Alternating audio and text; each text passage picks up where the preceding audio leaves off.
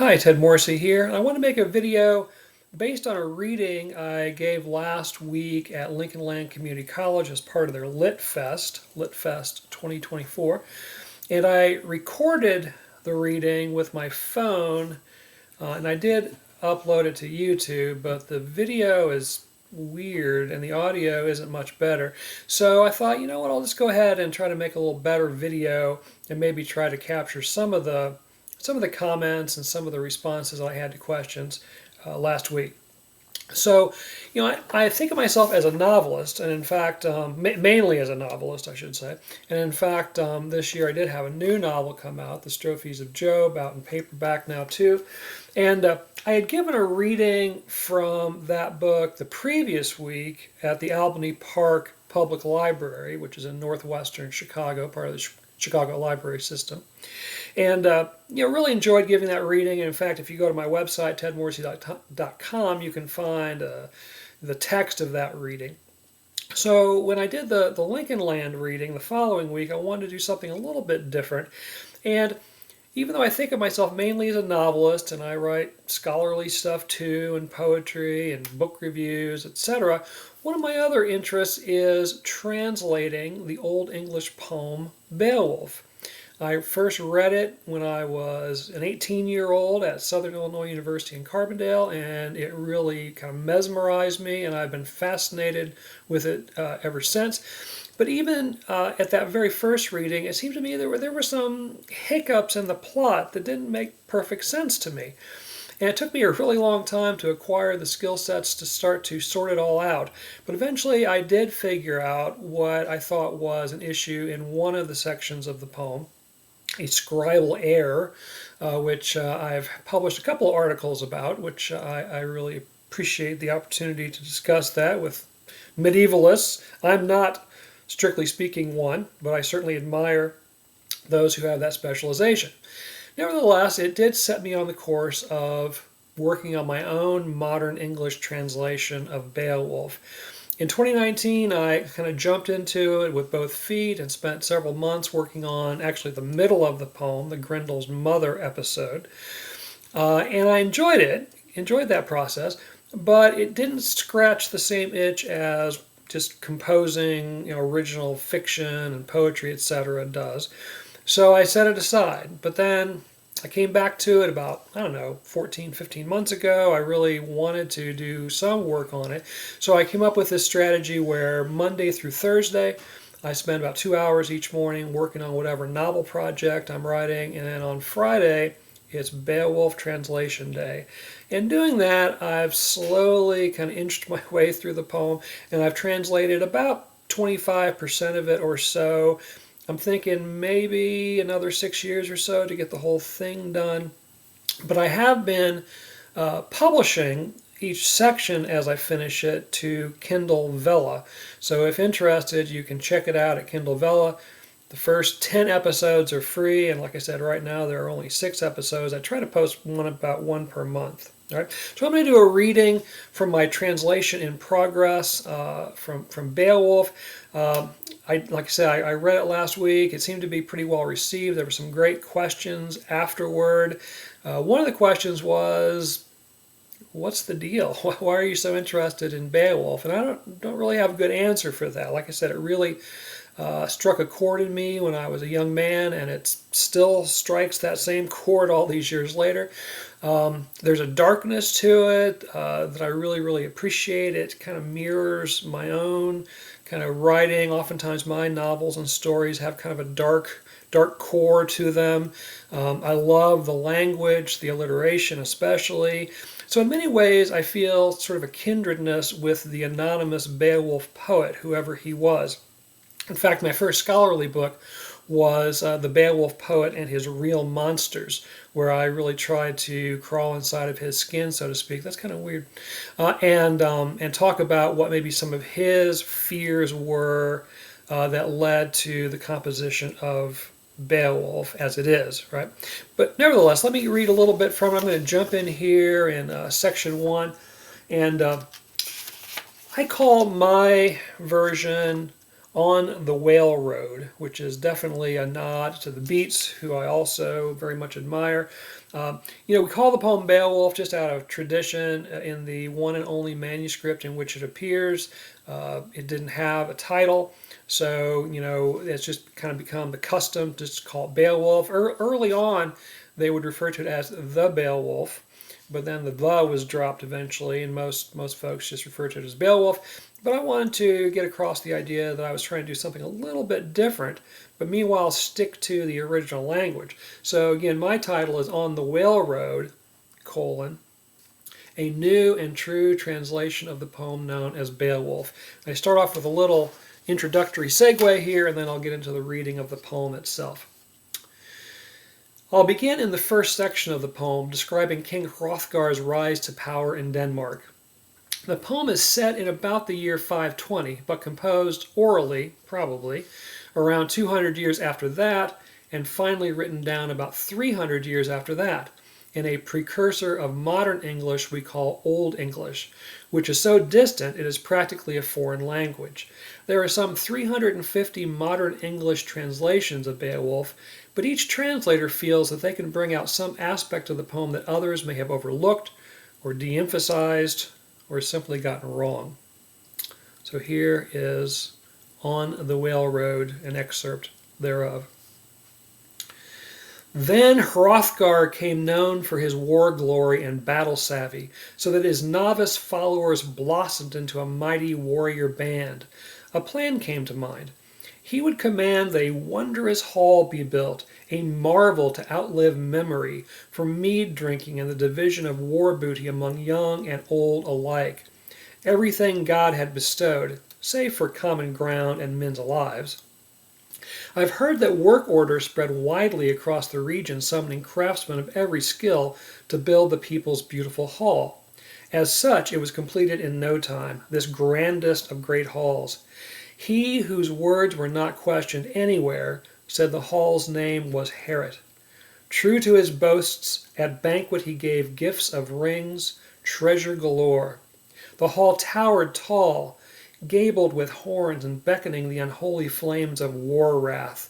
The day of the blade hate had not yet been born between son and father-in-law, sown by a long buried hostility. A darkness-dwelling demon, powerful with pain, had long endured the din of debauched merrymaking in the mead hall. The harp strings sang stingingly, as did the song-shaping poet, who could keenly recount the creation of men from long ago. He declaimed how the Almighty made the earth, a lovely land ringed with water and a triumph of design, when the sun and moon were set in motion there, and how he ornamented every corner with branches and leaves while animating myriad forms of life. They lived prosperously, a chosen people, until the hell-born fiend burned with rage, became fixed on their ruin. Grendel, the grim outcast, was called, infamous guardian of lonely haunts, fens, and forsaken wastes. The mournful monster had dwelt for a time among his kind, all cast out by God, the marked kin of the murderer Cain. For the slaying of Abel the Lord exacted revenge. Indeed, he extracted no joy from the evil act, only the Lord's hostility and banishment from humankind. Thereafter were born all manner of monstrous things, ogres and evil-minded elves and ghouls who go among the dead, as well as the giants that waged war against God for ages, an outrage for which they were fully compensated.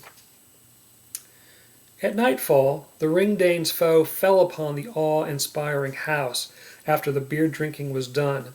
Inside he beheld the noble band abed amid their abandoned banquet. Their sleep was carefree, with no thoughts of the misery men must sometimes endure. The unclean creature, cruel and ruthless, was ready at once for a savage assault and wrested 30 thanes from their rest.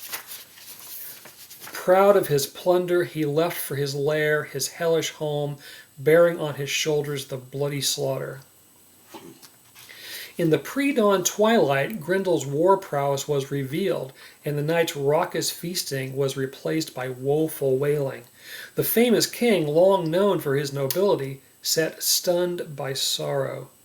The Great One grieved for his taken thanes as they beheld the track of that hated haint, that soulless spectre. The fight proved fierce, pernicious, and persistent. The very next night he resumed his murderous rampage, dedicated as he was to death and devastation, to unmitigated malice, doling out not a morsel of remorse. Many were the men, then, who found sleeping quarters elsewhere, a room removed from the hall and its unwelcome guest, once the unmistakable signs of his savagery were made abundantly clear. To escape the fiend, the deft sought safety via distance. Thus did Grendel ravage right, ruling over all until the hallowed hall was hollow.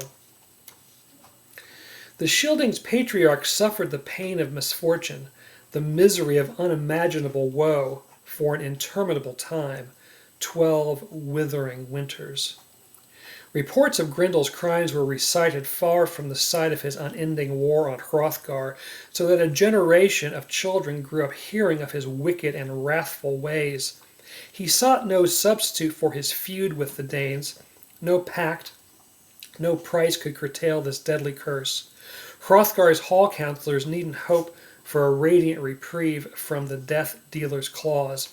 On the contrary, the monster, shadow-cloaked and death-draped, continued to hunt whomever he pleased, from battle-weary warriors to dewy youths, plotting and pouncing from the mist-covered wastes where he presided over a never-ending night.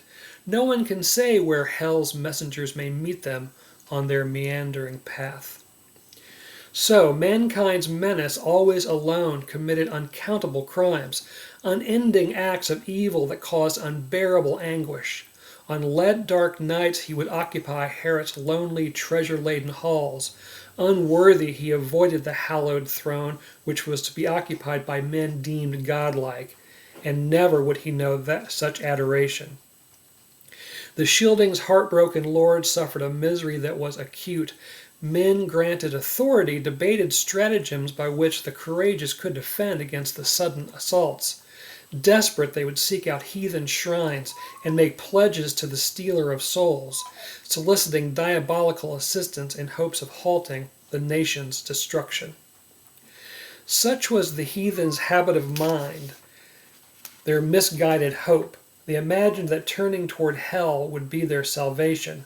They knew nothing of God, the maker of everything, who would judge their deeds. Sorry, noisy dog who's decided to join me for the reading. Whatever, man's best friend. Again, they knew nothing of God, the maker of everything, who would judge their deeds. Their ignorance didn't allow them to ask for the Lord's protection, he whose glory gilded the world.